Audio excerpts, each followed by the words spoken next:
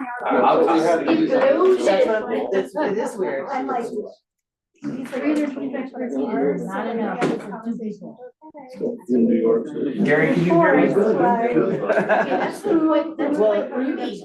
If you're like you haven't been in our backyard. How big is your lot between the two properties? I can't remember. Can you hear okay, Gary? Okay. Oh, that's high. How about now?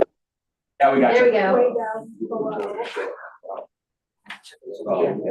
I've never Give it about one more minute. We'll start right on time. Yeah. Ed, how's the world treating you? Good. How are you? We're good. Jan, glad you made it. Like this way. Good, ma'am, how are you? Well, you Good. You know that John, Brenda, and Doug and I decided because his Still a long property time no went. see, huh? His property went. And we have agreed that we'll take care of this. What we should do is go and clean it up and say, this is ours, that's yours, and just wipe that away. It doesn't make any sense, because there's no money thing. It's the way the money thing is got. Yeah. Yeah,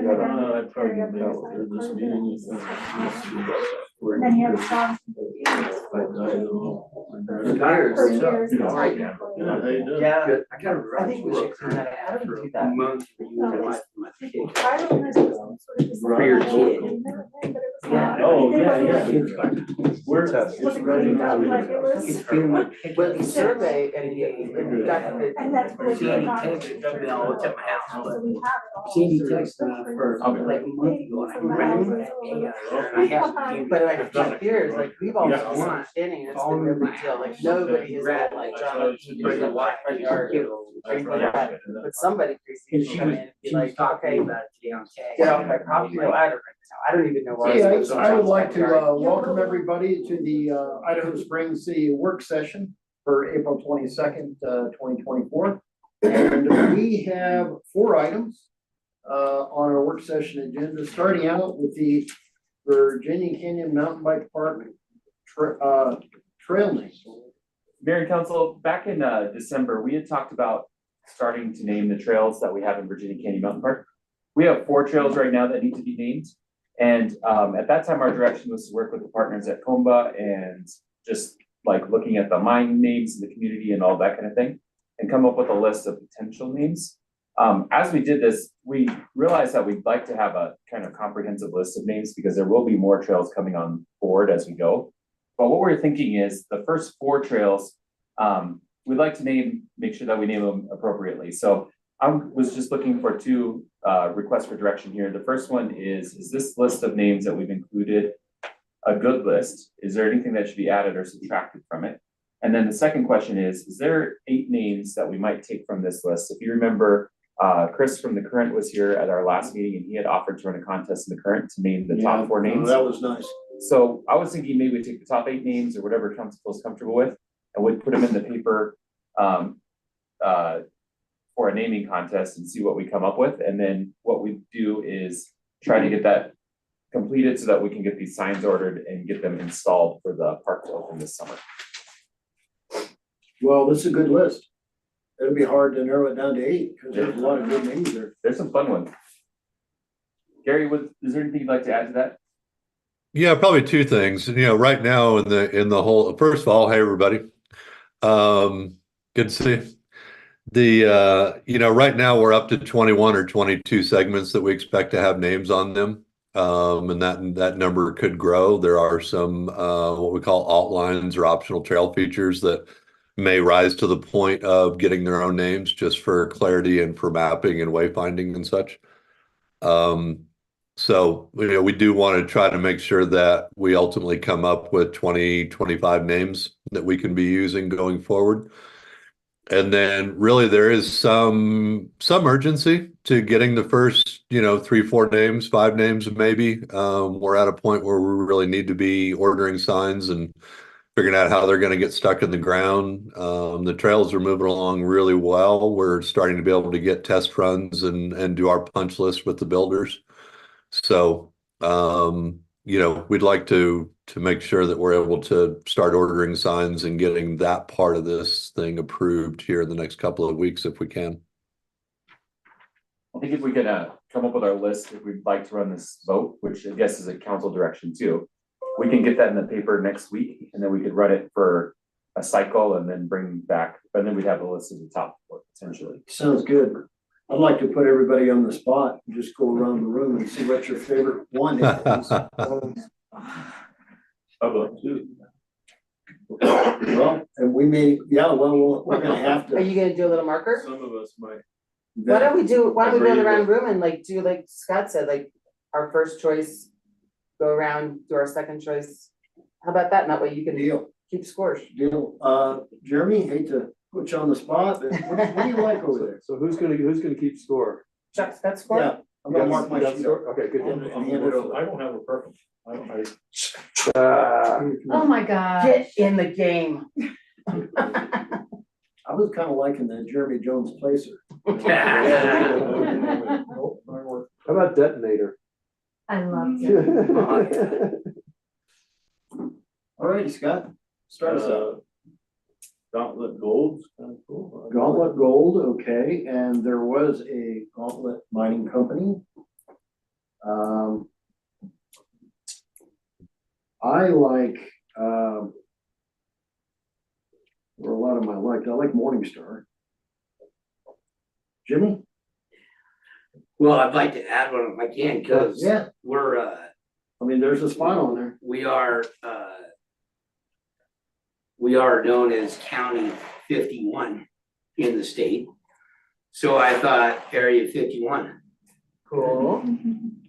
like That's that's clear, fine. that's Clear Creek. Yeah. You know, we are County 51, so that would be my top choice.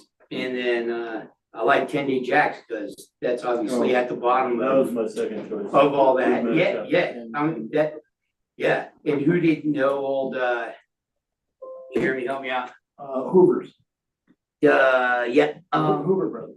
yes, yep, that owned that for years and years and years at the bottom of Maintenance. Virginia guys. Ken, yeah, so 10-day jacks, I like, that's pretty cool, so. Lisa, what do you like? I also, second choice would be 10-day jacks. I just like the name of it. Uh-huh, But I think my first one would be, delayed views. okay.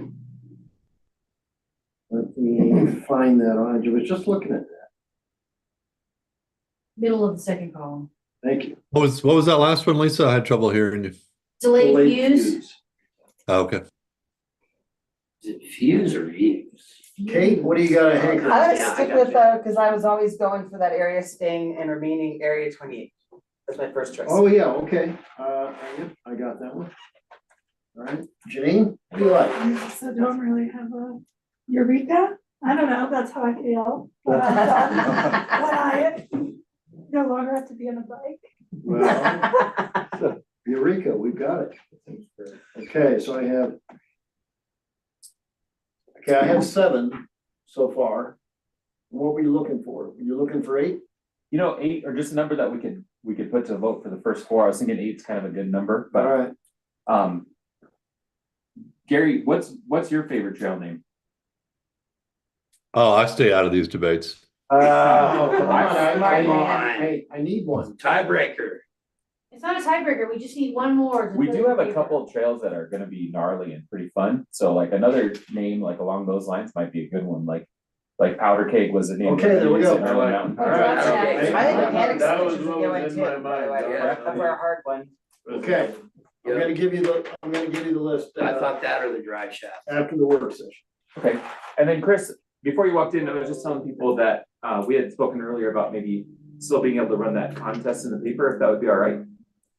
Yeah, that's absolutely fine. QR code. Yeah, I'll have everything, I'll put it together tomorrow and send it your way. Perfect. Thank you. All right, anything? When further would that from go in the council? paper, Chris? Wednesday. So it will go online, as soon as I write it, which would be as early as tomorrow.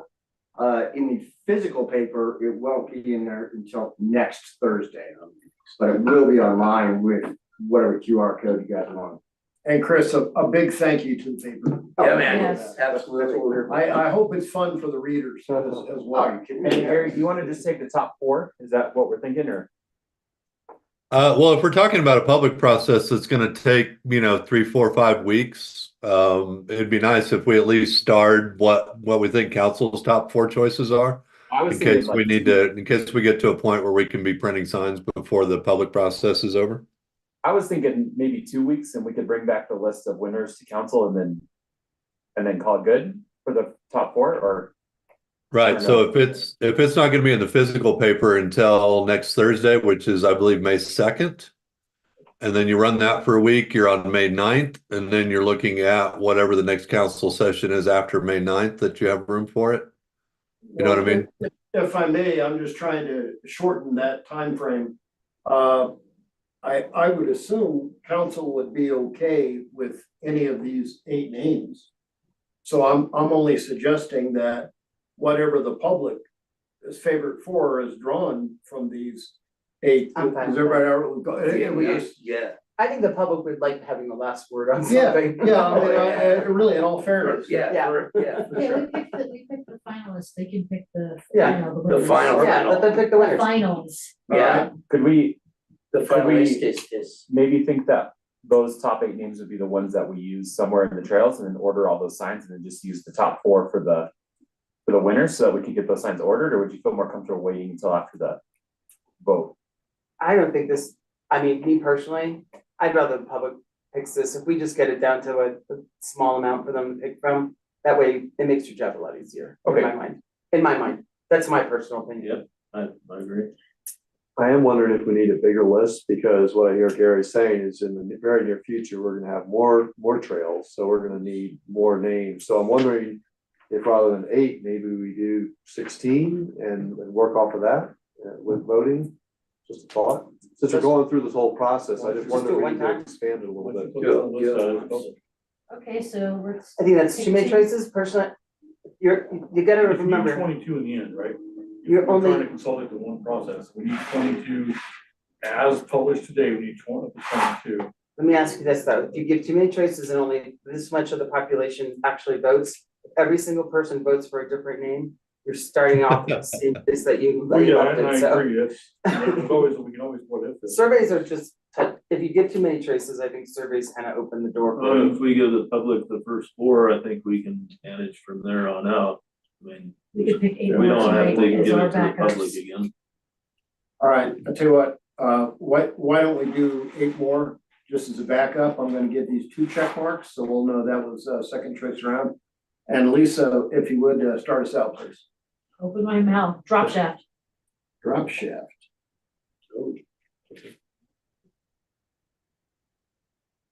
And I'm sorry, Lisa, where do you see that? Down at the very bottom of the right-hand column. Oh, And no new ones. Yes, no? oh, drop shaft, thank you. Wait, no new ones? I don't know. We used That to was Area my question, 51. Like, not me. Why no? Oh, not, Off the list, okay, not off the list. okay. that's- I'm gonna go with panic switch for that next one. So only the list on these, is that what you're Yeah. saying? Panic switch. Okay, Yeah. all right. Janine? I'm surprised you didn't pick this one, so Robert.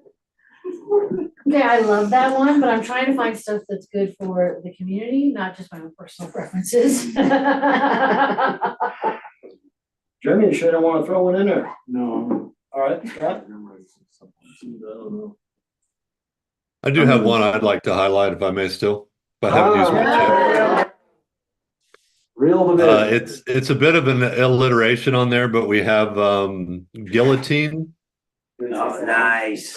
which was it's spelled that way because of our trail director Gil McCormick, who's been working on this since, I don't know, 2003 maybe.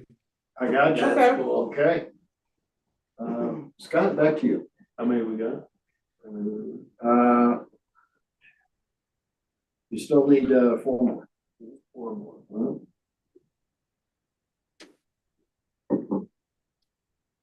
Do we do crosscut already We or? have not done crosscut. Yeah, do that.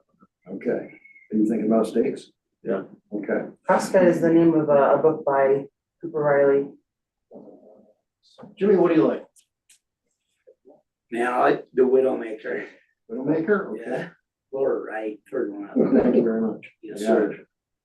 All right. Lisa? Bumblefoot. Oh, that's an interesting one. I see it. We have 8. No? Kate? How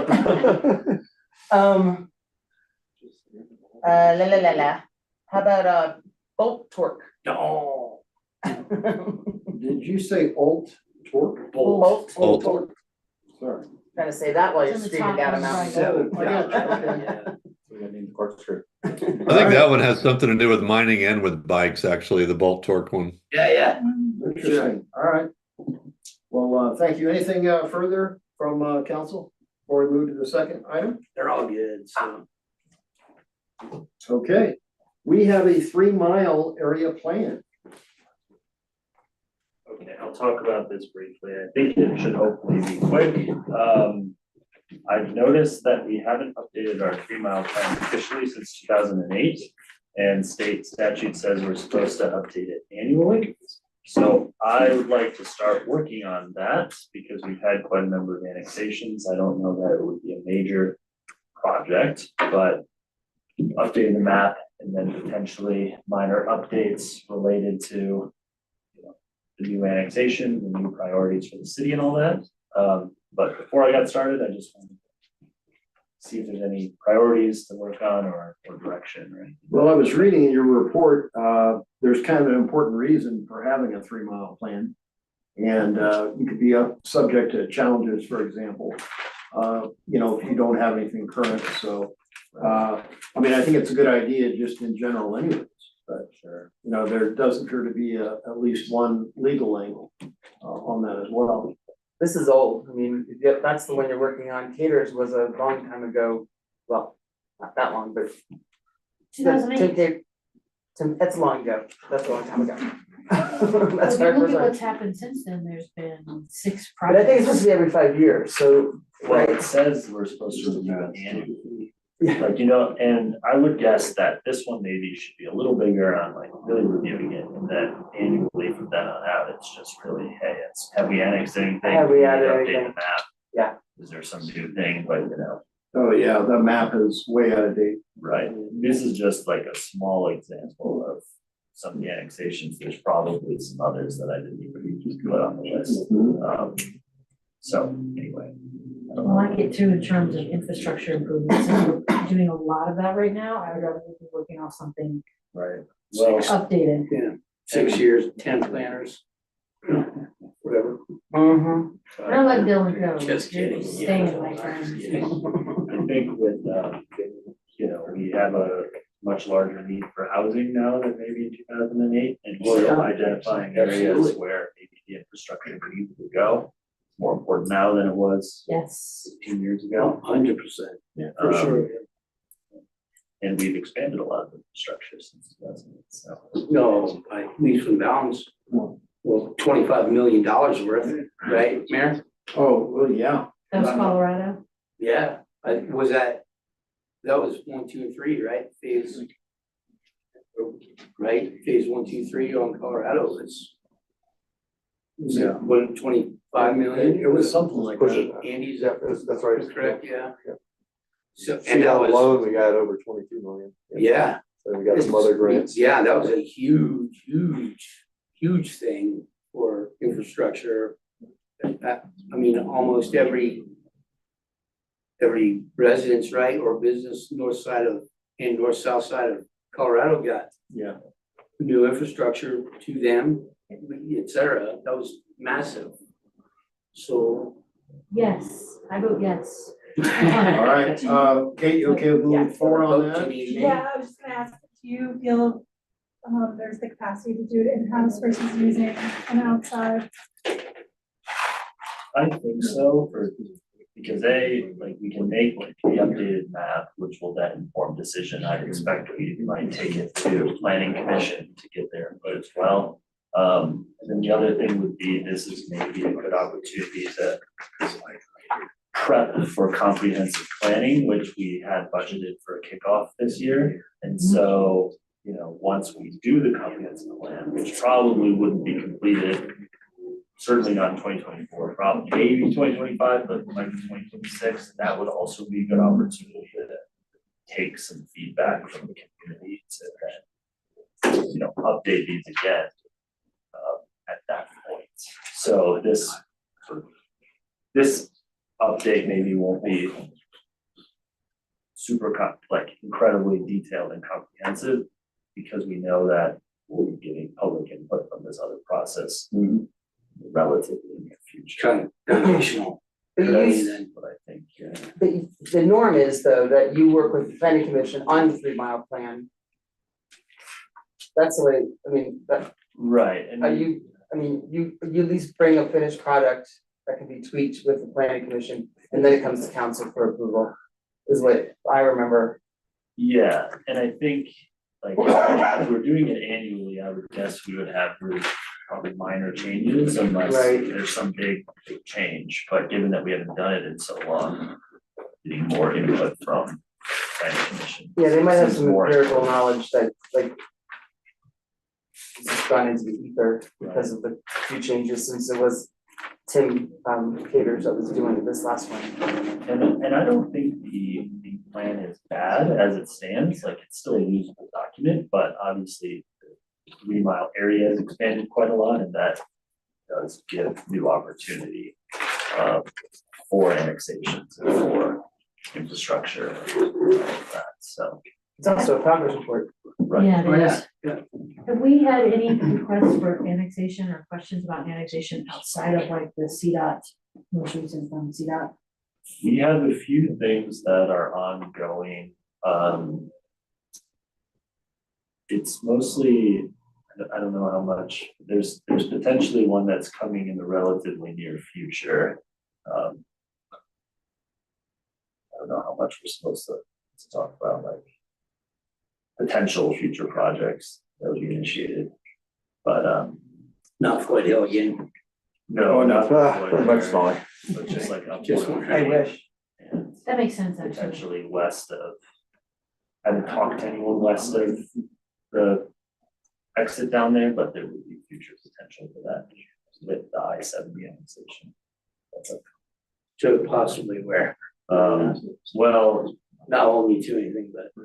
the first read of the annexation for the I-70 right of way was done, and that includes, several hundred feet west of the current interchange up Stanley Road. Okay, go ahead. And so there's Oh, a yeah, number yeah, of yeah. private lots there that, and city owned lots. and county owned Yeah, lots. Machando's property basically. And So so that since they'd would be be- adjacent, Okay. that would be one thing where you'd say, well, now that we have these annexations done, we don't have any plans to annex this area, but now that it's within the 3 mile boundary, and so it's more easy. And it would still just go up Stanley or up 70 as well.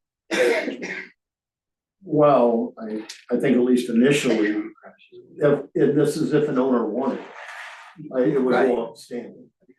But I mean, an owner may or may not want. I mean, I don't have a clue if there's anybody up there that wants it. Some folks, for example, don't want city water. Right? Right. So, But the benefit of updating the plan, I suppose, would be to say, let's say one of those owners does want to annex. Our plan clearly shows that this is an area that. Like is Virginia kind of Canyon ripe years for ago, between the city and the county. Up as far as.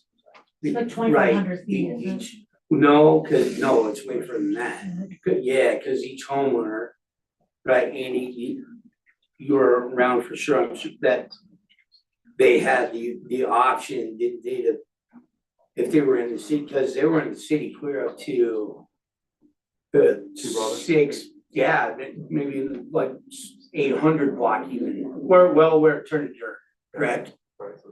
Was the city, and then they all the way clear down to almost, I don't know, street that would be maybe Virginia, but and up was eligible to be in the county, correct? And that meant for, opting out of city water and sewer, et cetera, all the entities, and being in the county. I don't know if I'm right or wrong, but I do remember my boss at the 500 block. He annexed into the county, or out of the city into the county. yeah, Jimmy, I owned a house about 4 houses south. It used to be 446 Virginia Canyon, now it's 175 Virginia Canyon. So am I correct in what I? But I'm saying that the city limit ended like one house away. It was like one house north. Right. And yeah, I know Ken and Betty's house was not. Yeah, it was like Part of the city. 503 or something. Yeah, okay, all right. So it'd be kind of the same thing, correct, Dylan, so almost it. Could be, yeah. All right. Okay. Are you looking at anything up Silver Creek? I don't have any, I haven't talked to anyone Okay, recently. no interest. How far are we up? Silver Creek, Dylan? I believe no, it's a little ways Just past the hot springs, Just just a past little Hot bit, Springs, so all those little a houses house or two, so. in between the hot spring and the transfer station are counted. And like Pine Slope is, that's That's city. development, but that's That's all pretty city. much the there's really not a whole lot of residential up that road past the Pine Slope Road. On that south end, that South Pine Slope entrance. Right. Okay. Right. So Janine, my understanding you're for it. Jeremy?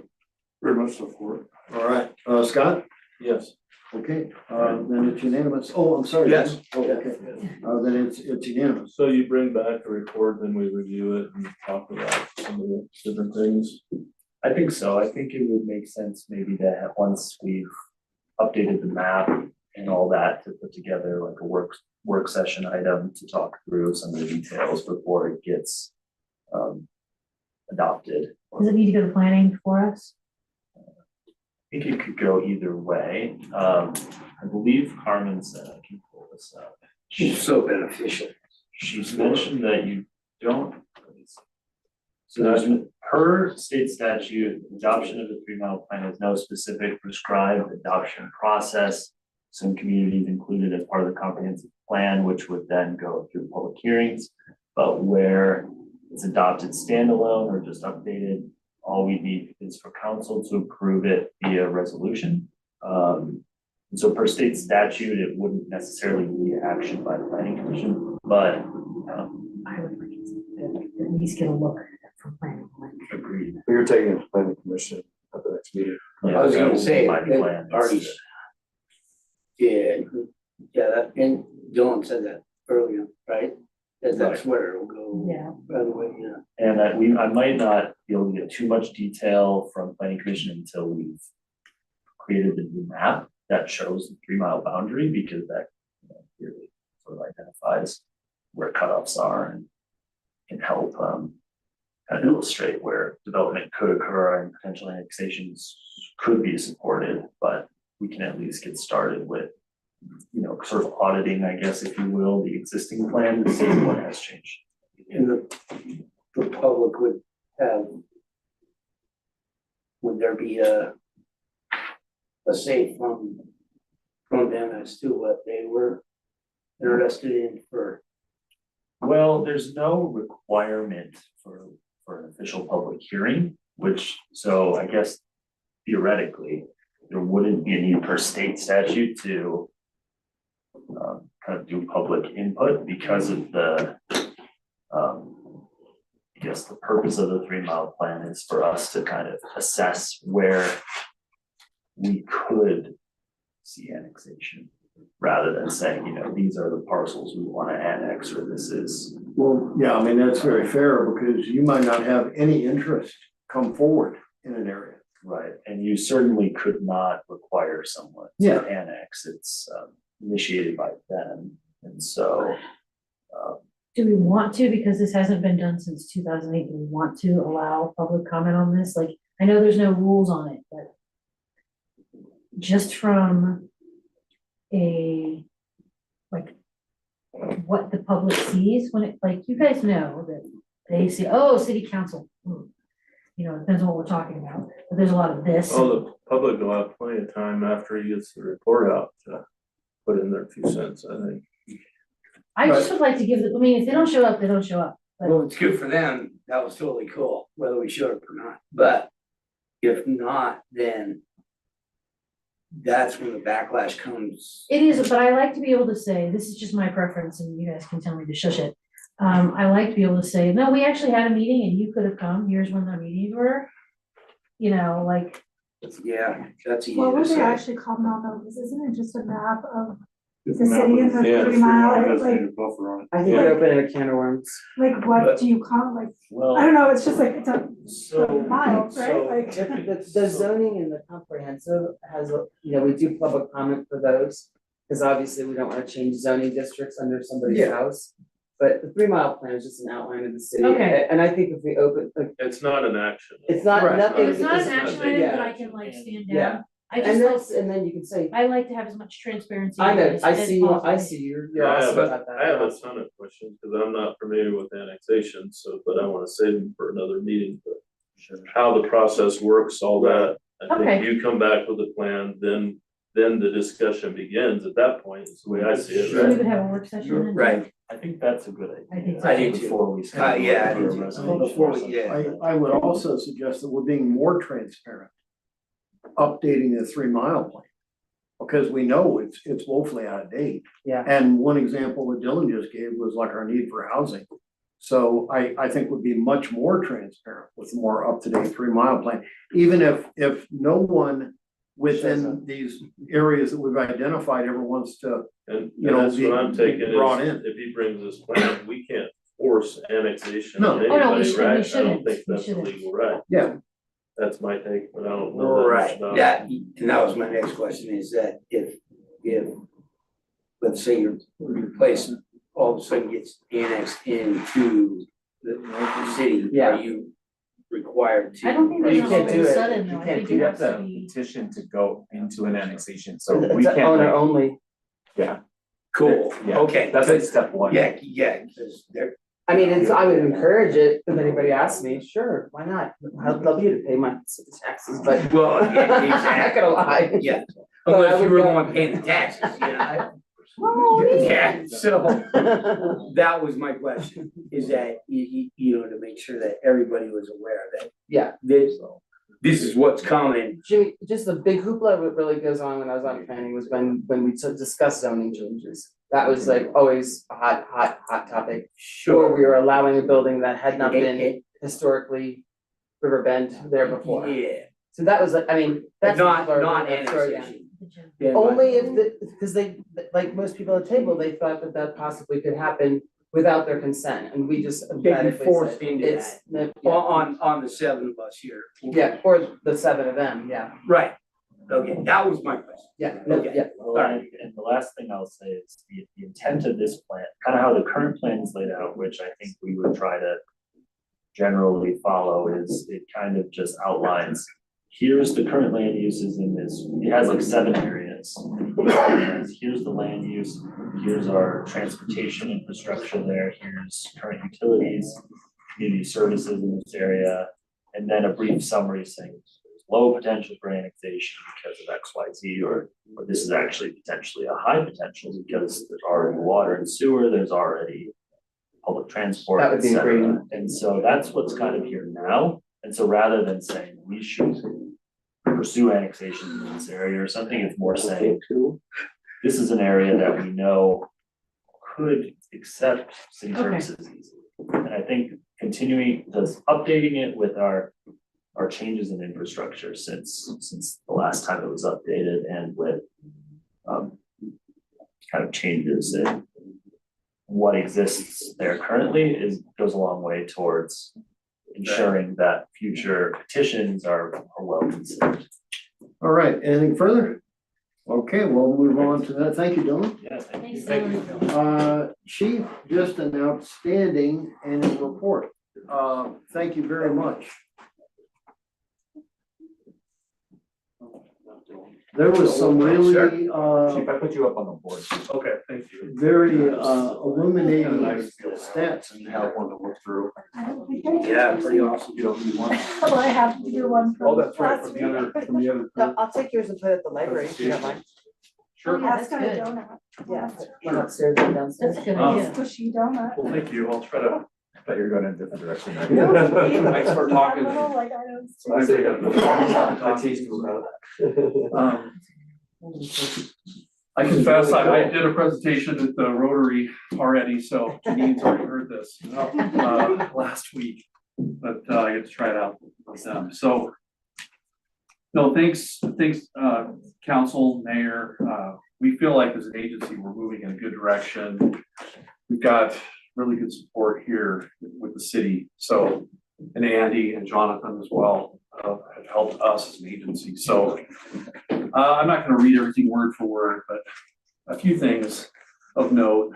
First of all, being fully staffed is really, we haven't been fully staffed really since I arrived or shortly after I arrived. So that's a big deal. Our training is obviously a focus. So we saw a 37% increase in our training hours. And if I remember correctly, when I did this presentation last year, I think we also had about a 35% increase from the year before. So we continue to get more and more training. And I think being staffed is one of those benefits to being able to send people to training. As an agency, we sent the remainder of our folks to CIT training, crisis intervention team training, which is a 40-hour pretty intensive class on dealing with people in crisis. And so 8 of the 9 of us have all attended that training. Officer Johnson, the newest officer, has yet to go because he was just hired in November, end of October. So, so I'm proud of that. That's a great box to check, and it's also really good training. Really kind of sets you up for success with dealing with some of these situations. I'm going to talk a little bit further about our feedback system that we implemented. Council approved a little bit of money for that. I remember Kate had mentioned it. I don't know if you remember, because this feedback system that we purchased. I remember you said, well, I hope you get the feedback you want. So there's feedback in here. Yeah. But there's also a story in which I learned something, and I'll talk about. Without the system, we wouldn't have known. So that I think has turned out really well for us. We also had some high-profile investigations that council's aware of, just with some of the press releases, including a fentanyl overdose case, which we were able to prosecute a person, and that's still ongoing. We're seeing fentanyl impact our city and our community, and it's really affecting the United States, and we're not immune from that. So we've had a number of fairly large fentanyl busts or investigations. Obviously, Cindy retired, which I made note of. I mean, 23 years with the city is a big deal, and so I made note of that. And I just keep reminding people it is our 150th anniversary or birthday as a police department, from what we understand, and when the police department started. So and yes, Getting the police department. So bragging about our people, it's pretty cool that Officer Baylor got Officer of the Year in 2023. We've gotten Officer of the Year, if I remember right, 3 of the last 3 years, I think, have been people from our department, and that's pretty cool. That's a lot. There's a lot of nominees for that. Sure. Yeah. We're actually going through that process now for 2020, for 2020. For 2023. So, okay. So I'm moving on to, we hired a records coordinator and the two new officers. Cindy's obviously retired, and we wish her the best of luck.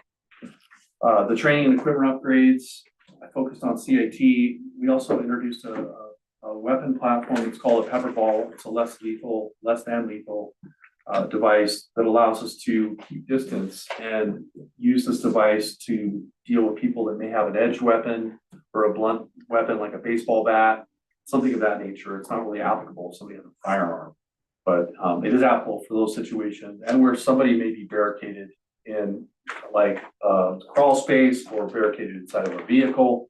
So there are definitely applications. Thank heaven we haven't had to use that yet, but it's definitely a tool that I'm glad that is out there, because if we need to have it. We also went through the RAP training, and we have the RAP out on the road. The RAP is basically used for people that are really uncooperative and combative with us. We've used it twice in 2023, so it's not something that we use all the time, but basically it allows us to immobilize people and safely get them to either a hospital or to a jail facility. So we have used that twice, and we have. I'm sorry. And that's just the name, basically the name of the device. It doesn't actually stand for something as far as I understand. Okay. And so that's the picture on the right-hand side. And really, people don't realize that even though somebody's in handcuffs, they can still be pretty violent and dangerous and hard to control. if they're kicking and trying to bite and do these other things. And the other thing that we see, when people start having behaviors such as trying to hit themselves, their head on the back of the cage, and they end up with, needing stitches, now we gotta take them to the hospital. So when they start exhibiting those signs, that's when our policy triggers that the officers have the discretion to use that. Like I said, it was used twice in 2023, so it's not something that's used frequently, but that's 2 times where somebody was safely able to get to the hospital or to jail without being injured or having to escalate force in those situations. So it's something that we actually have used already in 2024, assisting on a DUI hit and run accident on Floyd Hill. Our officer stopped someone. It was a CSP call, but the person was driving recklessly. And it resulted in these behaviors, and they used the rap. And now I've been in contact with CSP about that. They weren't aware of this. So my prior agency, we've used it for the last 15, 18 years. So it's used in certain parts of the country. I'm surprised it's not used more here in Colorado. I am told it is used down in the metro though, some of the bigger agencies. You guys know all about the building, so we don't need to spend a lot of time talking about the building. I will say that mid-July, it sounds like early to mid-July is when we would know from the DOLA grant as to where our application is, because we have to go present in June, right? So touching on the feedback system, I realize the print's kind of small, but I do want to tell the story of the negative feedback, which was good. It was good to find out. So somebody had a post office box broken into over the weekend. And so the person reports it, the officer investigates it, it's in the evening. And so they send a message, they tell the person, hey, you'll be contacted by an officer about this incident. And that officer then assigned it or asked the day shift officer on Monday to follow up to look to see if there was video. And they did. They went and looked to see. They ended up not finding any evidence that would actually support the charge. But our mistake was, we never followed it back with the person. And had we not had this system in place, I wouldn't have known about it, because he's come to me so I could see it. I could call the person, and I found out we just dropped the ball. We didn't communicate and say, hey, we actually did follow up. We did do an investigation. They thought we just ignored it and blew them off. And that's not what happened. So that was an example where we could improve and find gaps and communicate with people. So, but we do get a lot of, in fact, I would say 95 to 98% of what I see on this feedback system is all good feedback. That's amazing. Well, I think I'm just saying that for any department anyway. I think what the reason I'm seeing that though, Mayor, is that most people, if they get really angry, they'll take the time to either call or write a letter of, and someone may have, an officer may help change a tire or do something out on the road, and they don't want to necessarily take the time. And I think when they get the text message, it literally gives them a 15 to 30 seconds. They can send a quick message and it gives them the opportunity to do that where they wouldn't have just taken the time to do it. You just make it a little easier for Just them to do respond. it. Yeah, take a second. to Just gonna respond. ask a So, question, so do the officers give out cards after every Yes. stop? Could yes, that- we're required Could to. that QR code be on the back of it? We're doing that. Okay, That's awesome. exactly what we're gonna be doing. So when we do our next order for cards, that's what we're Love gonna do. We get a lot more feedback like that. Yeah. Like that Well, right for I sure. just think that's an incredible improvement tool, if we're short anywhere, something's being overlooked, or, heaven forbid, we had a problem officer or something, Sure. right? I mean, we'd be able to catch this stuff early. Exactly, And that's it's exactly anonymous, right. isn't it? Yes, yeah, it does have their number come up, and that's helpful, because then I can reach out and see if they'd like to talk to me. So, Is it linked to making a 911 call, and then how do you get their number to get the feedback? that's exactly right, to the dispatch center. In fact, during the transition to JeffCom, there was a little bit of a break time period where there was a break in the system, so we just now got it up and running again. How is that going, by the way? That's been going well so far. I'm not aware of any issues. I haven't had any complaints directly related to the dispatch center.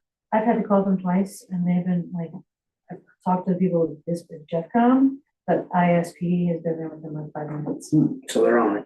So they're on it. They're on Yeah, it seems I mean, pretty smooth so anecdotally. far. it. Yeah, Yeah, and I mean, they had to land a helicopter in the county this morning. And I think it was for a medical call and up Fall River, and everything went smoothly.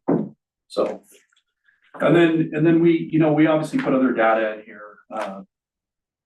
Our busiest times are obviously during the day, usually from 10, 11 in the morning till 10 at night is kind of that busy time period. That's why there's an overlap between day shift and swing shift. And the calls for service, the calls are not down. If council remembers, the folks that were here when I was hired, I've been 3 years, I hit my 3-year anniversary. We sort of altered some of the things that were being reported through a case report. I found it to be wasting some of the officers' time, frankly, because it wasn't a crime, it was something that didn't need to be documented with a full-on police report. It could be documented through the CAD system. And so with JeffCom, for example, if I go to a call and it's a civil call in nature, somebody's arguing over a television or something, and I'm not going to really be able to solve their problem, I can still document what I did directly in the CAD system, but it's going to show up as a call for service in this data. So that's one of the things that's changed. And I think that's why you're seeing some consistency from 22 to 23, because really that's reflective in the way that myself and I have the sergeants running things. So I'm flipping through the NIBRs. That's kind of the boring stuff that we report to the federal government. None of that's really significantly changed. The call comparison below that is the one that I really would turn your attention to, because those are like the main calls that we take. And you look at 2021, 2022, 2023. For instance, if you scroll down on 2021 and you look at stolen vehicles, we had a big spike in 2021 of 27 stolen cars, and that's dropped down to 8 and 8 in the last couple of years. So we're also seeing a little bit of an impact on our traffic crashes. They've gone down a little bit.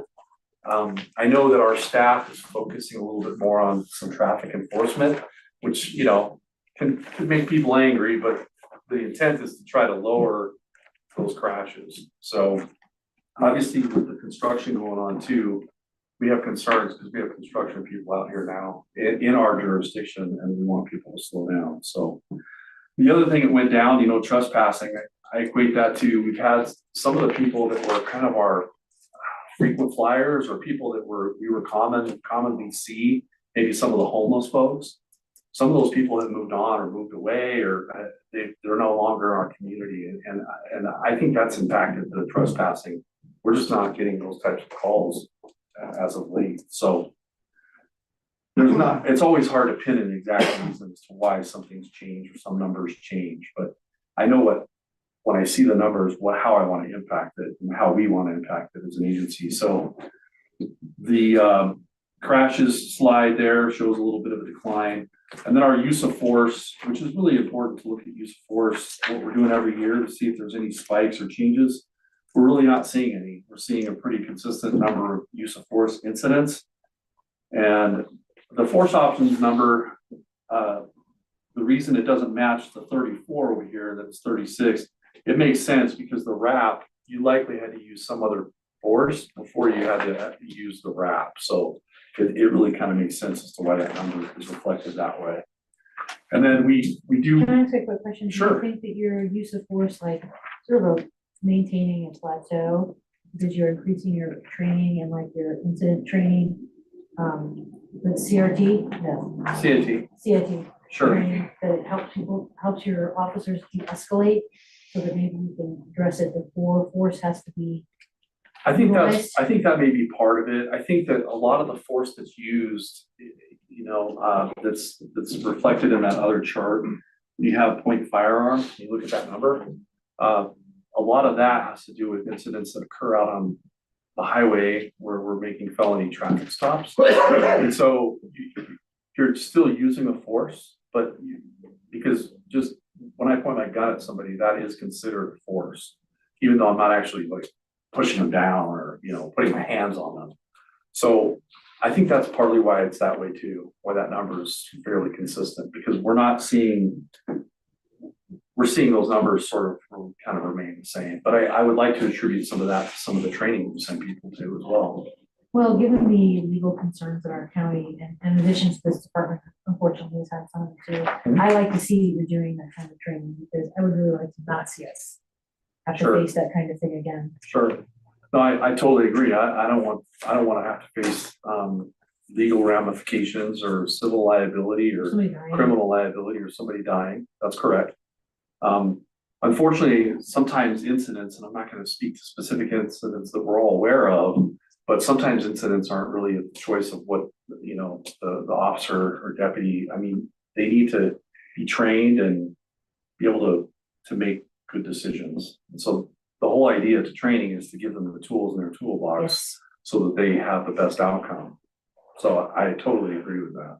And I feel like that's we continue to. No, get better at please, that. please don't think that I'm, taking no. a dig at you or anything. I actually think it's great that you're doing as much training as you are. We're a small department, we have a box that this is where the money comes from and that's it. And you're still making all these efforts to help better give your officers tools in their toolkit. One of the things that I noticed too, we weren't using the post metro, I can't remember the name of the group, but they basically allow for scholarships for smaller, for actually bigger agencies, but they were getting $10,000 a year for smaller agencies. So every training I would send somebody to, we would apply and then be reimbursed. So we're basically doubling our training budget because we were utilizing the Metro Post Training Group that we actually expended the full amount. I think they've now lowered it to $5,000 a year, but we expend every penny of that. So what I'm doing is I'm just saying, you look for a better way, ways to continue to fund it and get the most money. That's bang for your buck. And so then use of force, we also look at ethnicity and race. I think it's important. Thank you, it is important, I'm glad we track that. It is important. So, you want to see what trends are and what's going on and have a picture of what your people are doing out there. So it's important to have that. So that's why we take a look at that. And then the resident, non-resident, I also think it's interesting. Residents force used was about a third of the incidents. And the other 2/3 were people that were non-residents of our community, which I just think is interesting. And it makes sense because we know how our population swells, especially during busier times or Right. busier days with folks coming up to visit. Sure. And on the highway too. Yeah, and that doesn't change, And then Zach, I think he does a great job, he's got a hard job, our code enforcement guy does a fantastic job. So his numbers are listed there, and I did include this sort of funny picture of this Durango with the fifth wheel RV attached to it with the 2 tires. It really Dangerous. very dangerous. That was not obviously secure on there, so we had a conversation with that guy about his actions there. Somebody really could get hurt. And then I'm moving on to the goals. We accomplished a lot in 2023. We obviously had a number of significant calls. Again, I think council is very aware of those calls, and I don't need to rehash that. We participate in all the community events. I look forward to starting on the summer borough races, which are just around the corner. And so we attend as many of those events as possible. I do know that we are going to try to have a much bigger C3 event, is what they call it, down at the ball fields this year. So there's going to be a much bigger, a lot more, it's really put on by the sheriff's department. And so I know that that's a big push by the new sheriff to try to increase that event. And then one of the things I put in here was uncovering this stone at the cemetery when we were helping with cemetery cleanup. And I don't know if this person, I've tried to research this, was actually a marshal here in Idaho Springs or not. I just know that this is what this says up there. Yeah. And I thought it was fascinating. 1877. 1877. And just kind of a fascinating thing to uncover while we were trying to help. We have some records in the record room that go back to then, and we could probably take a look at that in there. I'd love to learn more about that. And then our goals for 2024, I think they're pretty self-explanatory there. Obviously, we'd love to see if we get funding for the building and we can start moving forward with the building. And then fentanyl, I do want to mention this. And we have a other things. I'll try to wrap it up here in a minute. The thing with fentanyl is that our folks that are drug users, addicts, they do have access to Narcan, naloxone, which is good. That's a good thing. I mean, safety of human life. The frustration that we're running into, and I think an unforeseen consequence, is that we are then in emergency services, there would be fentanyl that will come into the community that is, I can say bad fentanyl, I can say dangerous fentanyl that has a poor mixture that is extremely dangerous. And so what's happening is people are overdosing, and then we as in emergency services aren't aware of it because people are using these other substances to bring them out of their being overdosed, basically. And so then we don't know. And then unfortunately, someone else may be by themselves and they'll use this fentanyl, and then there's a horrible event, a horrible tragedy happens. So I just mentioned that because it's one of the struggles that we have versus sort of knowing what's going on and having a feel for that. And really all we can rely on are some of the relationships you may have in the community with people telling us, hey, I know that someone had to use this a couple of times. It's something that you might want to be aware of. So I just share that, not as a dig on having that out there, because I think it's important. And but I also know makes it harder for us to understand what's actually happening in the community with fentanyl. I put a few things on here for Jeff Hummel. This is important. This lookout alert is important. So the reason it's important is we all had code red with Clear Creek County, and that has gone away. I know they tried to transfer the code red information into lookout alert, but really I implore everybody in the public to make sure you're signed up for lookout alert, because that's how you get notifications that we have some sort of hazmat event on the highway right here and you need to evacuate, then this is how you're gonna be notified. And Chief, they go on Jeff Combs' website, is that correct? To sign up for that alert? It's on the website, it's on like several, just QR code here will actually do it. Lookout alert. Right. Right. So I will end it and open for any questions. Chief, I want to say a big thank you from all of us here on council. Excellent report.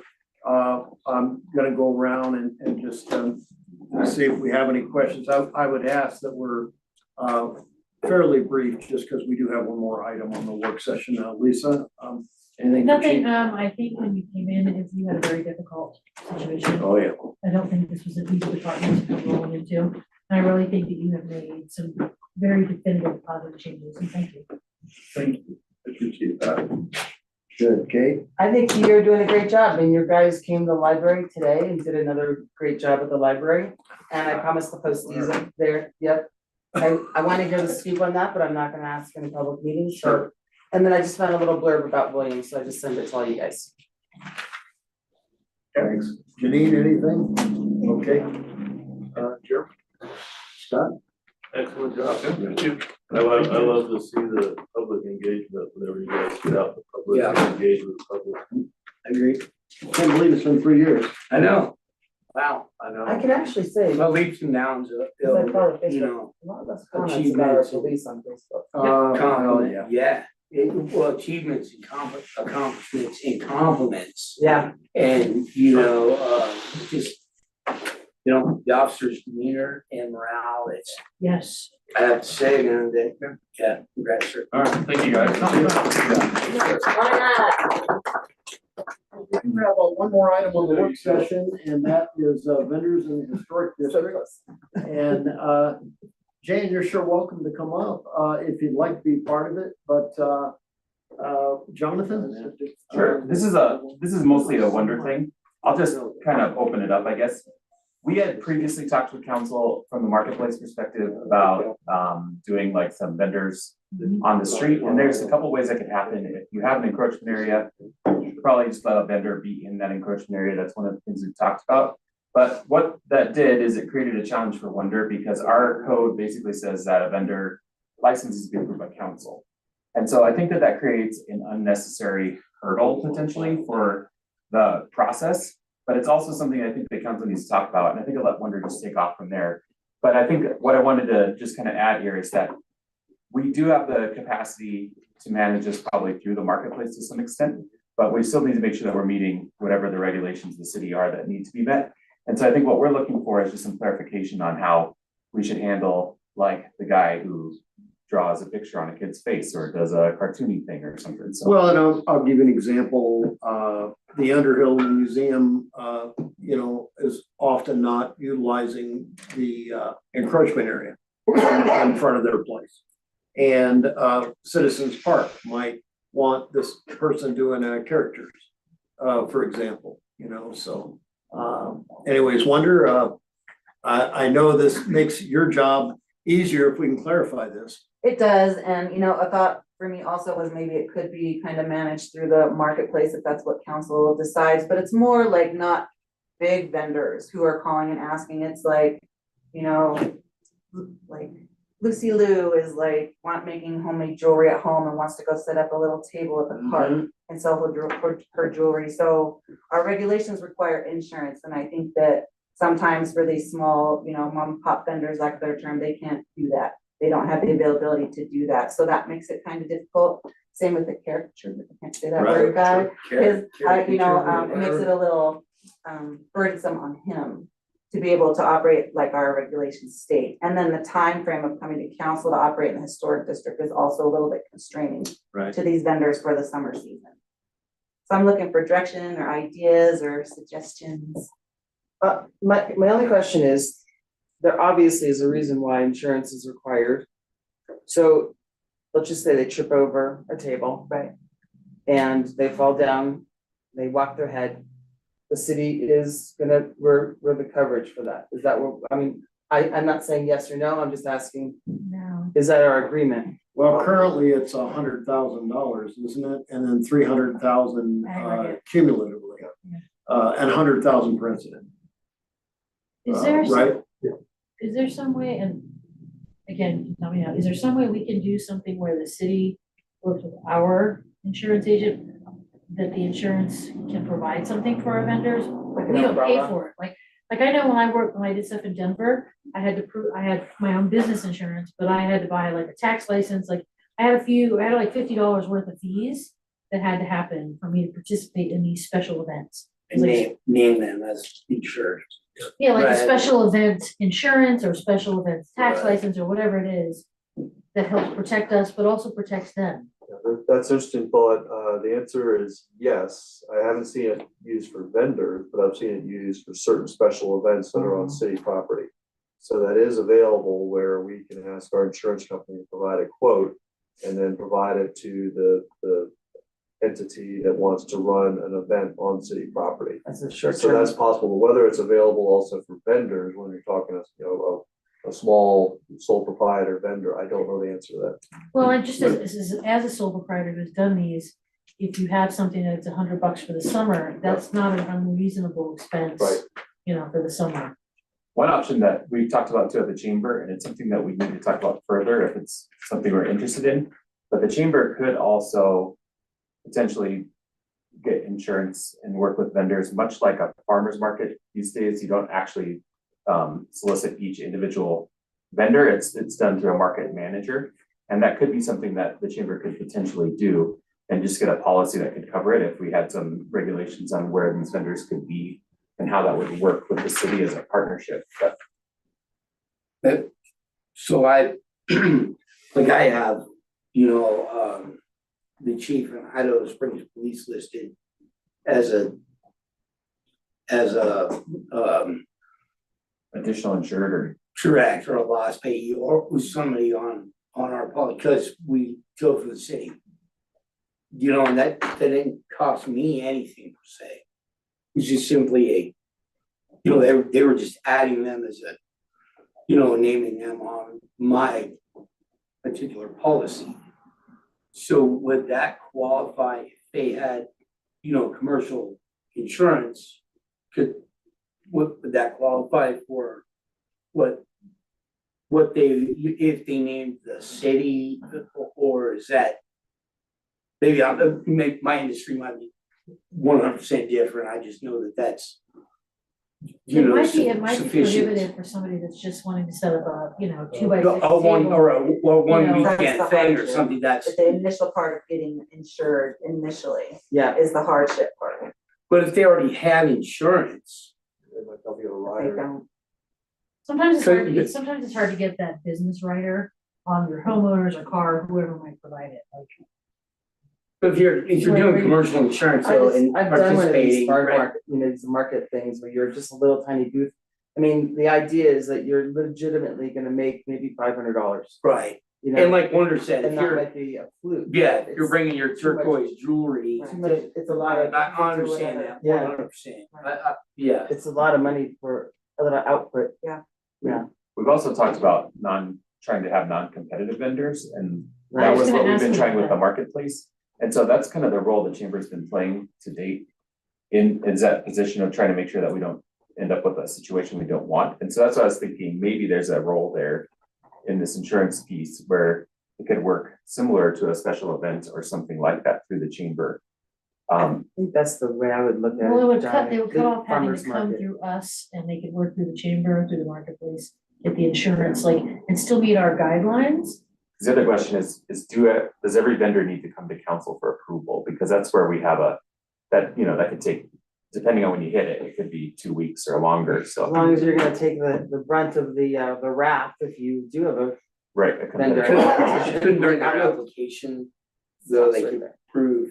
Yeah, and I think that's what we could do is we could use something similar to our special event license that we have. Yeah, And that's then what, yeah. they could have, because the chamber's been wanting to do this farmer's market thing, and so they could build over time, and these could be vendors in the market. Yeah. And then we could have a agreement, we could come back to council with an agreement that would, just for approval, because we'd want to make sure it fit, but that, I was just thinking if that was something that would work, or another entity, doesn't have to be a chamber, but, when Idaho Springs had a farmer's market before, we had a market manager who just managed Is this the everything. one at CCR? And then Yeah. that was how we did it. And you have to manage that too. You can't just let it be, but And probably the number one thing I get asked about past things is, are we ever gonna have a farmer's market? People really missed it. I thought Jan had an interesting twist. You talk about non-competitive businesses. Because the Historical Society, now it isn't there any longer, but they had somebody that wanted to do old time photos. And you could put on the, 1890s garb and stuff like that. So anyways, that was an interesting They have that angle. Where? I think it wasn't competitive with anybody It downtown. was downtown someplace. Where was that? That was at when out of the Underground. And that was another- Yeah, I remember that. that was another piece of this, is that if you wanted to run a booth like that, that's been a question in the past. Have that allowed in your encroachment area that you get from the city? Are you allowed to lease that space out, or can you just let other vendors use that space? And then what would be required of them Right. by city code, which it should be at least a business license if there's sales happening, but we never Sure. really fully answered that question either. I would like to simplify this so they don't have to come through city council and make the insurance piece, like, I like the idea of having insurance, because all it takes is one lawsuit, we all know that. But making it easier for the person who's got a table of jewelry, Yeah, like, Yeah. they don't have a huge margin. yeah, they have no margin. A little margin. I got a bag full of beads left, but that's to be otherwise. Can you buy them? All right, what direction would you like from council right now to, obviously explore this further? I think, the insurance question is probably a major one that would be hanging over people's heads right now. It's my only question. Do you think that chamber route is a good idea? Does Sure, that sound I do. agreeable? 'Cause then I think it seems is a like good the- idea. I just need to check with my board, but I can see I think we would be amenable to that if that's okay. We could bring that back to council. And like you said, it could kind of be like a pilot, for a couple of vendors just trying out and see how it goes to build like a marketplace or. And I would farmer's love to market build a thing. farmer's market again. Yeah. Well, yeah, I and love it- that. Yeah, and the more vendors we do get, the better, and the more we turn away, because of that. Obviously, Well, and, Really quick, Jimmy, particularly a Can we have a non-competitive. special? Yes. And that's why I just wanted to showcase, I know it wasn't something worked out, but it was a darn good idea, it was non-competitive. yeah, no, And, it's fantastic. And that was tried years ago, I'd like to see more of that. People that have backyard chickens, let's give them a place where they can come and sell their eggs. Well, yeah. I love to buy fresh eggs. That's what I'm saying. For those special events. Yeah, but if we make it hard on the Cause Wonder, I can feel for how difficult, your job is in even fielding these questions. It's hard to answer the Right, question. there's a very large gray Well, we don't have area. a straight line, Right. and we don't have a line that makes it easy or economical For the for a chicken very burner. small Right. sole proprietor little business. Right, Wonder and I just had an idea just about, we might be able to figure out a way to use special events, like we just said. So that we'd be, maybe the chamber would be the vendor or the special event holder, and then you would just ensure the event. And then you can have vendors attached to it, so that could be a. Be like a bond. Yeah. now that, That's a good that is a idea. very good idea. Yeah, Yeah. great That's idea. John's idea right now. Well, we can bring that back to council once we flesh That's something out, a, if that's that's a okay. really I good like idea. that. Well, thank you very much. Anything further? All right, how about everybody take 5 minutes for a comfort break, and we'll see you back here. In a minute. Sorry, Mayor, I know I'm running my mouth. No, yeah, I think it's a good work session. There's a lot of great. I wanna add that on the regular session. You were my first. No. Chuck,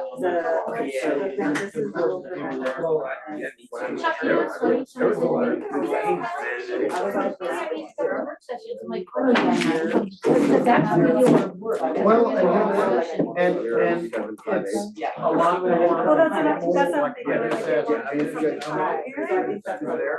she remembers, you know, that. Can people speak in other sessions? I got that question. I don't, Yes. I don't see why not, you know, if they're not gonna, Is this your? take a large part of the work Okay. session. No, I mean, if we had It's pretty something that- informal, for example, if we're talking, you know, food carts, Chris, and they have experience in food carts and would like to tell what worked in other areas. I like it. I think somebody pulled up like one of those big water tanks or something, they have bad water. Yeah,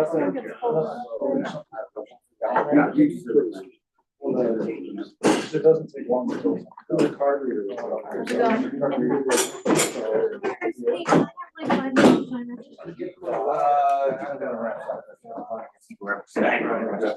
Oh, I should, you know, I think that we are going to go forward.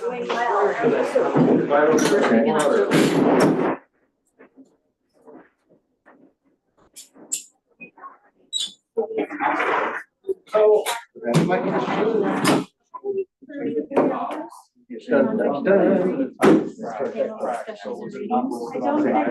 That would be in October. Yes.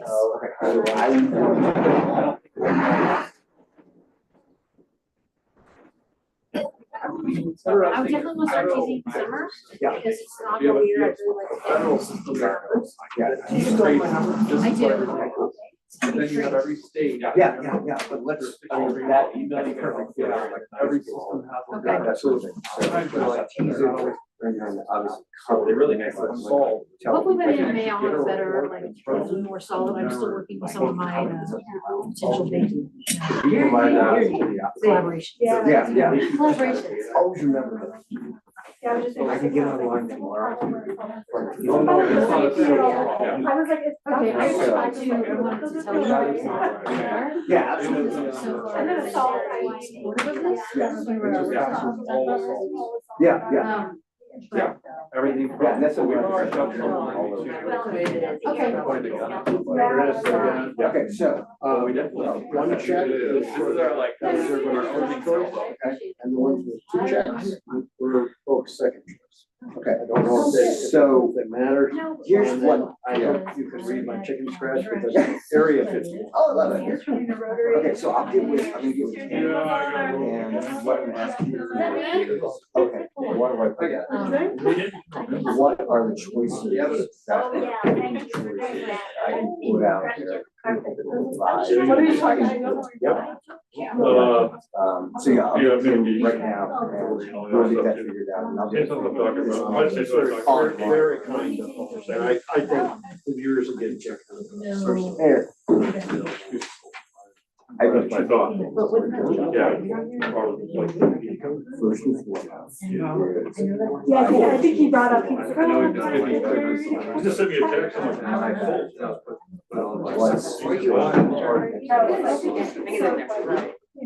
The second. I heard, She's right.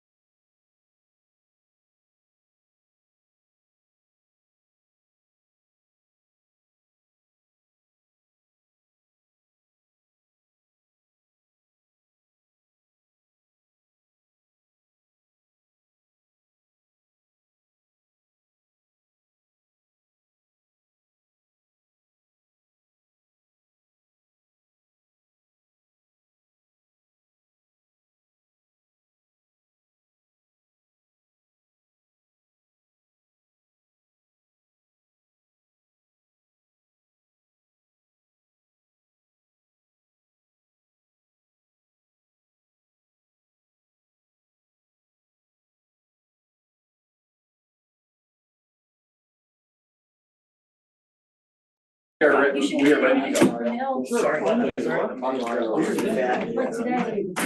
So you have to go in and sign up. Go in and sign up. Like it's free. Henderson Patriots. Yeah, they did. Normally, yeah, his he drive it too. And then I would like to welcome everybody to the regular city council meeting for April 22nd, 2024. And we will we'll call to order 7:15. And I would like to start off with a roll call, please. Kate Collier, here, Lisa Manifold, here, Scott Pennell. Here. Jim Clark. Here. Janine Mariani. Here. Mayor Pro Tem Jeremy Jones. Here. Mayor Chuck Harmon. Here. And I'd like to ask everybody to please rise for the Pledge of Allegiance. I pledge allegiance to the flag of the United States of America and to the republic for which it stands, one nation, under God, indivisible, with liberty and justice for all. Please be seated. So we have an agenda before us, and I would like to make one small modification under ordinance's second reading. If you look down to ordinance number 12, this is about the alignment of the 900 block of Minor Street. We will be continuing this on our May 13th meeting. Mayor, just a note, Carmen is online. Oh, good. Okay. So we're skipping that. Yeah, we will deal with that in a couple of weeks, a few weeks. So I would like to make the motion that we approve the agenda as amended. And do I have a second? I'll second. Second from Lisa. And any discussion of the agenda? Hearing none, all those in favor, please raise your right hand and signify by saying aye. Aye. Any opposed? Does anyone tonight feel they have a conflict of interest? All right, hearing none, we'll move on to approval of the minutes. And do I have a motion? Make a motion to approve the minutes from April 15th, 2024. Thank you, Jeremy. Do I have a second? I'll second. Second, and do we have any discussion of the minutes? All right, hearing none, all those in favor, please raise your right hand and signify by saying aye. Aye. Any opposed? We'll move to the bills for April 22nd. Do I have a motion? I move to approve the bills to April 22nd, 2024. Thank you, Scott. And do I have a second? I'll second it. Second from Jeremy. Thank you. Any discussion of the bills? Hearing none, roll call, please. Kate Collier. I have a quick Oh. answer. Sorry. I have a quick answer Yes. to a question that no one asked. What is it? CenturyLink charged us $618, is nearly double what we usually charge. Yes. They were actually supposed to be charging us a month ahead, and they were charging us a month behind. So here they got cut up. Ed, thank you for that clarification on that bill. Now, if we could just do something with the internet at $2,400, right, for the. All right, so yeah. we can. All right. The water plant, we're on a trial period for that Starlink or StarNet. What I'm on, Starlink, yeah. It's very expensive. Sorry, Ed, $50 a month I cheaper. just had to wonder out loud because it's on our bills and it drives me crazy every time I see it. Right, it's $50 a month cheaper than what the Quest is. Really? Yeah. So, and then the wastewater treatment plant, we're buying like a high-speed Yeah, line yeah. that we have to purchase that's was for our property. If I can figure out how to get out of that and go with the Starlink. Did I say that right? Sterling. Starlink at the wastewater plant. Well, then now we're at like $250 a month at Right. both places. Right. All right. Well, thank you. Yeah. And anything further on the bills?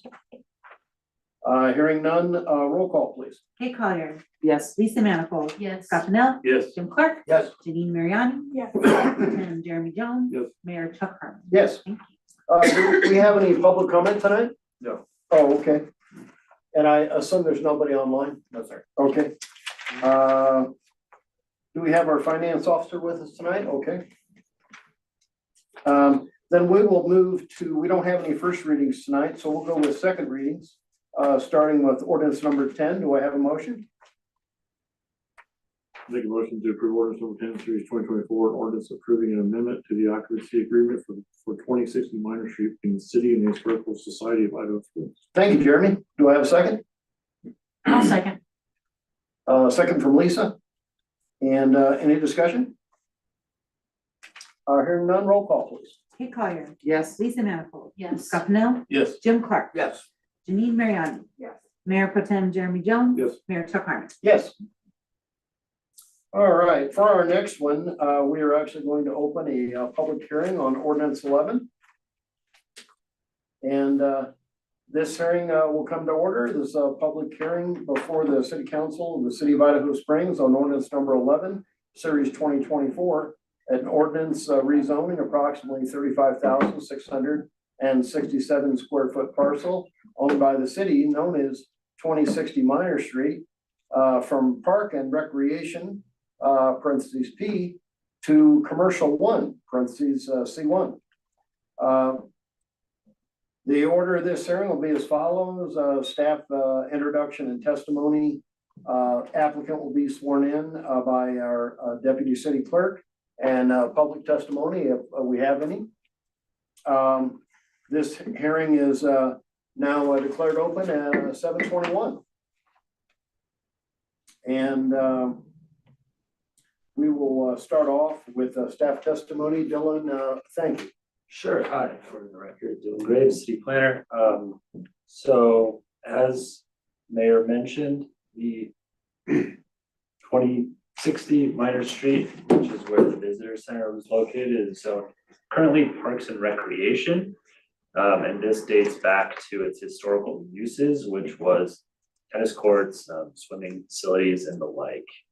However, in 1992, the existing building that's on site was constructed and the Parks and Recreation uses ceased. And so as I was, familiarizing myself with the zoning around the city and what's allowed, I noticed that Parks and Recreation does not permit community centers, visitor centers, or commercial uses. It's very limited in what it allows. And after discussions with Carmen, determined that we really ought to rezone it to something that does allow those uses, because obviously it's been used kind of outside of accordance with zoning for a number of years. So we're recommending commercial 1, and that kind of is just from a practical standpoint. All the adjacent parcels to the west are commercial 1. But the other benefit, I suppose, of that is that it would allow everything that's currently operating at the visitor center. The visitor center and community center use, the gift shop that operates on the first floor, and office space on the second floor that has been allowed to be used for public entities, nonprofits, and the like, as a sublease from the historical society that operates the visitor center. So with that said, there's 7 criteria that can be considered. The first is conformity with the comprehensive plan. Although our comprehensive plan map calls it out as Parks and Recreation, this is, that aligns with the current zoning, but it hasn't been used as such for a long time. However, it does meet several goals of the comprehensive plan, including development and redevelopment of East End and tourism and special event activities on the East End, which the visitor center supports. It brings tourism to the area, and so supports the comprehensive plan in that way. Second is material changes to the character of the neighborhood to justify the change in zoning. So the neighborhood in general has a lot of residential, largely single family, but the commercial 1 zoning district that they're zoned allows quite a number of uses, and strictly speaking doesn't typically allow single family residential as used by right. So over time, while these are legal uses on site because they've been there for many years, well before zoning was in place, there's potential to redevelop sort of a lot of this area in the future. Whether it will tend to preserve and promote property values in the neighborhood, there's no proposed changes to the site. There's a longstanding lease agreement between the Historical Society and the city. We're not anticipating any changes to that. And so property values aren't anticipated to be impacted. Whether it's in accordance with whether development of the property will be in harmony and compatible with surrounding land uses. Again, no uses are proposed to change. One note, of course, is that the C1 district is a lot more flexible than Parks and Recreation, of course, because it allows commercial uses, it allows mixed use, it allows residential. There's no plans to redevelop, but if redevelopment did occur, this would also be reviewed with any planning application to redevelop, which would be required before anything changed on site. So nothing is changing now. In the future, it would be reviewed for compliance. Whether it will affect traffic congestion, same thing. No proposed changes at this time are considered, and traffic would have to be analyzed as part of an analysis or study if any changes did occur. Whether it will promote public welfare, kind of same thing. No proposed changes. This would be considered as well, but staff doesn't believe that the continued and clear allowance for visitor center uses and associated uses has adverse impacts on public welfare. And finally, whether denial of the rezoning would impose undue hardship on the owner. Since the city is the owner and we have a lease agreement to allow all the uses on site, it certainly benefits us to align the zoning with the uses that are already there. So with all of that, I recommend approval of the requested rezoning from Park and Recreation to Commercial 1, and I don't have any proposed conditions. So that's it from me. Jan from the Historical Society is here, but was not planning on speaking. But if you have questions for her, I'm sure she'd be happy to answer. Dylan, I just want to open it up. Council, any questions for Dylan? I think this is probably one of the easier ones since it's been that way for a very, very long time, and it seems to be operating very well. Thank you. And Jan, is there anything you would like to add? If you do, I'd invite you to come up and be sworn in. Oh, goodness. Please state your name and address for the record. Jan Boland, 175 View Drive, Idaho Springs, Colorado.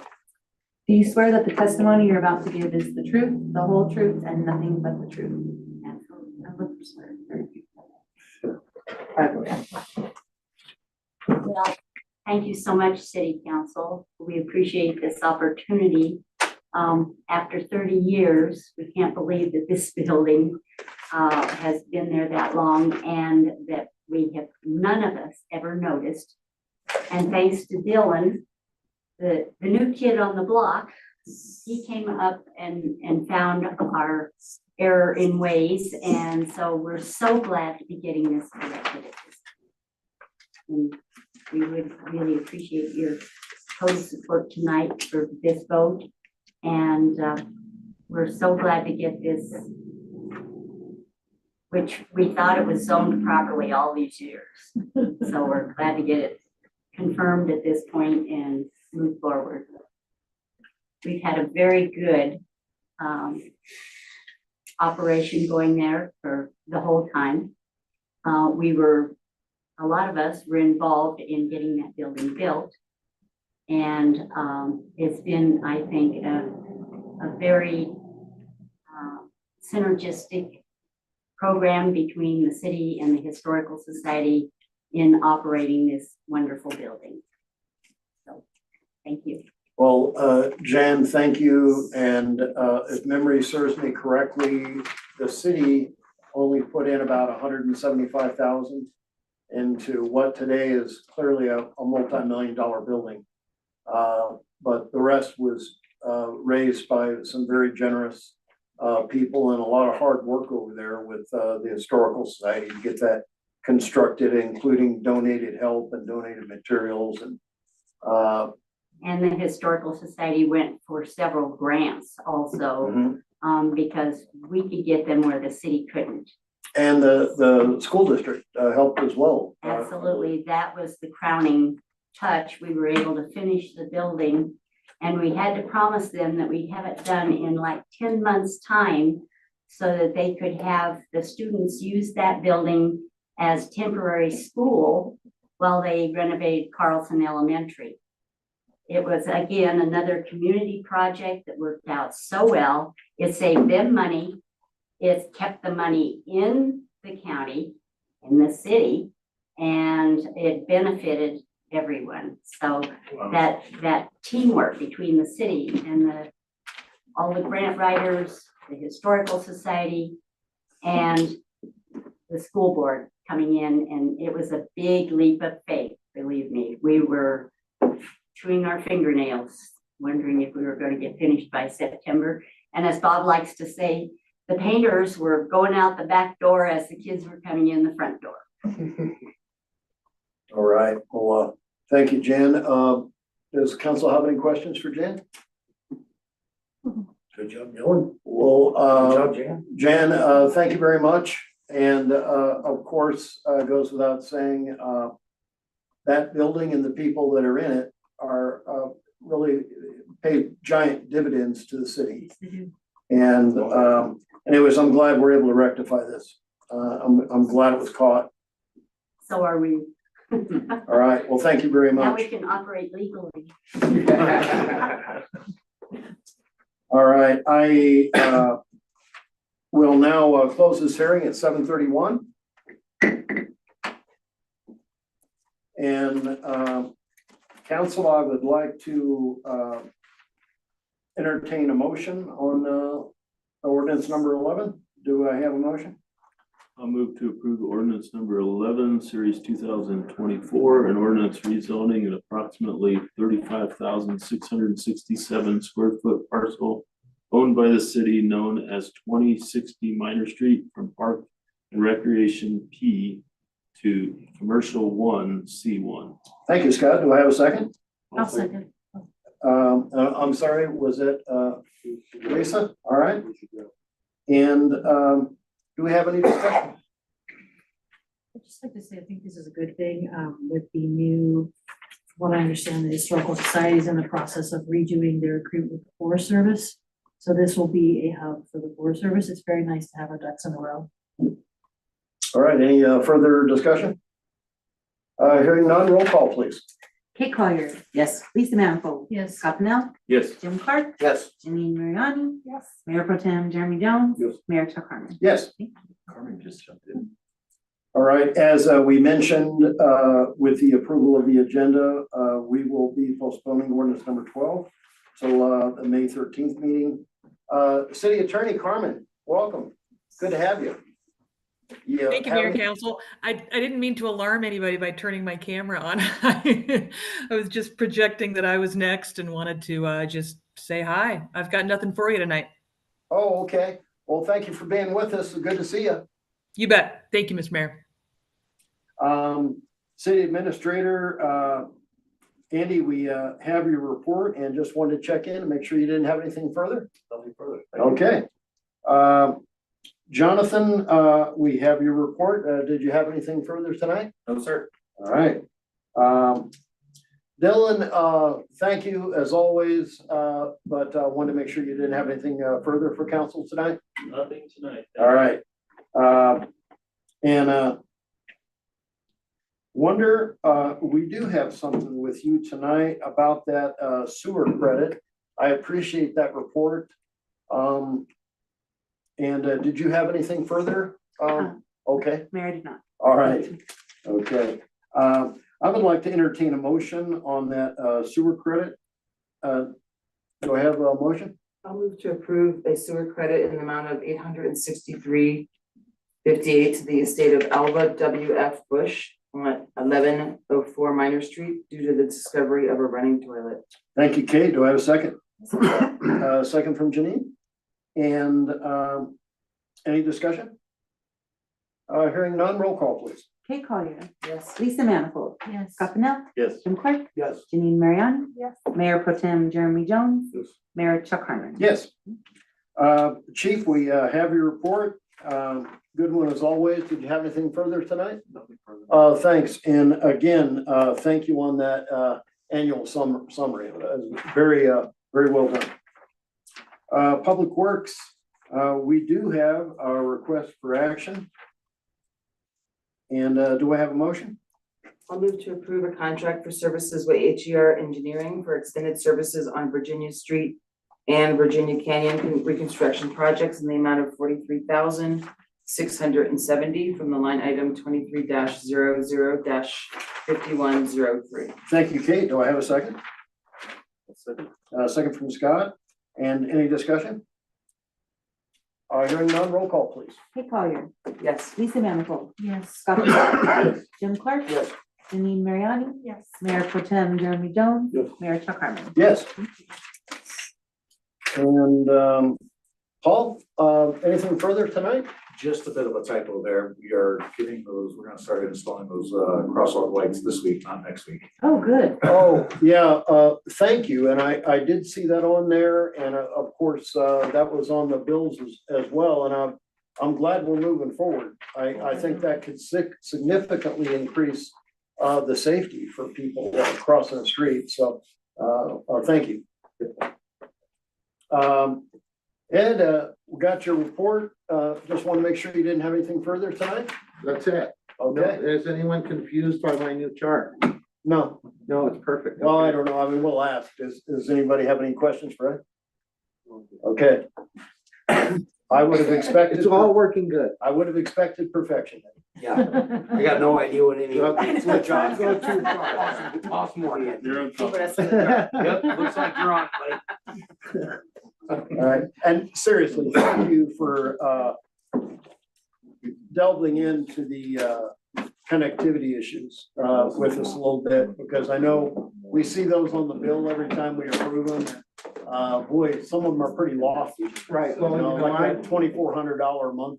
I was kind of doing the same thing at first, but now I'm getting to the point to where I'm really like digging into these things that have been like a thorn in your side. And when I go to sign that, Are you And I'm planning like- on, are you planning on, if Sterling is better, are we gonna make the switch? yes. Okay, good. So right now, we have Starlink, like a trial Right. at the water So, treatment so plant. you got dual, right, We going on? do, and we're still using the Quest as a backup. Mhm. But so far, if the Starlink continues to work like it is, That's awesome. it's faster It's awesome. and it's gonna be less expensive than what Quest was charging. Is All right. like, cause I know people are using it, there's an initial cost. That's what the $800 expenses- For the, for the panel. yeah, It's not even, it's not a dish or anything. I just bought one. Cause I'm like dead zoned. Like Xfinity comes like 1,000 feet to me Mhm. and then quits, or CenturyLink, anybody. So I have zero internet. Right, ours was more than that. Yeah. One, you- because where we you're had the at. dish professionally installed by Dronsel Engineering. And the equipment is like business class, commercial equipment Yeah. rather than like a residential. Right. it's So appropriate. it's really good. Fantastic. Equipment. It's I very, don't very remember the expensive. exact cost, but it's gonna pale in comparison to. We'll save that money right away No, no worries. from dropping the bill, Yep. especially if I can get the Comcast one. All right, well, thank you, Ed. Yes. We are gonna go down to mayor and council. The Westvale Pass project, that letter outlining that is in your packet. And I would just like to ask if everybody's okay with the city signing on to that. Andy, did you want to add anything to Sure, that? and what this is, I serve on the I-70 Coalition and also the I-70 Collaborative Effort. And this is a project that's similar to the Floyd Hill project. It's safety improvements on Vale Pass, widening. And the project is being, due to budget constraints, is being scaled back substantially from the original plan. And yeah, I was talking to the mayor about this. I think even though we're not directly affected by Vale Pass, I think if the roles were reversed and we had a situation where the Floyd Hill project was being proposed to be cut back significantly, we'd want the whole coalition and all of our partners along the I-70 corridor signing on and asking to try to find a way to fully fund this project. So, but I wanted to bring it here and ask if that's okay with council to sign on to this letter. All right, is anyone opposed to that? No. All right, I think you have the direction that you need. Thank you. Does anyone have anything further tonight before I adjourn? Just one question, in planning for Memorial Day, are we having our meeting on Tuesday? Yes, that is our usual practice. If we, In the past, I just wanted to make sure. Thank you for asking. Certainly up to People can council, plan. that has been our customary practice, it's just to have our regular meeting just the next day. Yep, just want to make sure. Yep, very good. Anything further? All right, we will call it adjourned at 7:41. Thank you, everybody. Just a reminder, we will have a meeting and work session next week. Yeah, thank you. Yeah, I apologize April for that, 29th. but we've got a Next lot week. going on right